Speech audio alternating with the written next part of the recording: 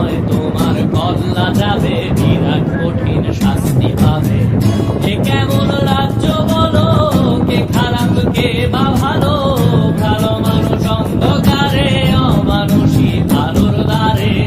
এ কেমন হচ্ছে খেলা, চারিদিকে কষ্ট মেলা, কে কোথায় যাচ্ছি ভেসে, থামবো কোথায় অবশেষে। রাজার রাজ্যে সবাই গোলাম, করতে হবে রাজার সুনাম, না হয় তোমার কল্লা যাবে, বিরাট কঠিন শাস্তি পাবে।